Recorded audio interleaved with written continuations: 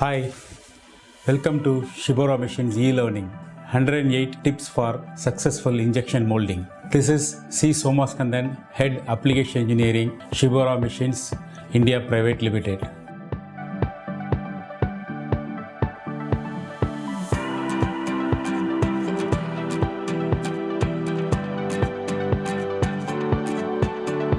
Let's learn how to avoid bubble in injection molded plastic parts. What is bubble?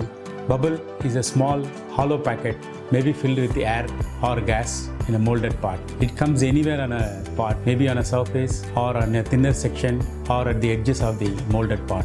Factors causing bubble in a molded part can be by a machine or by a mold or by the process setting or by the polymer. Let's learn how to differentiate and how to avoid these bubbles. The injection molding machine contributes for the bubbles in a molded part. A plasticizing screw with high compression ratio leads for higher shear heat. Higher the shear heat, higher the pressure and higher the thermal degradation. Higher thermal degradation of polymer leads for bubbles formation. Let us use the right plasticizing screw with the right compression ratio which avoids high shear heat. Melt temperature of a polymer plays an important role.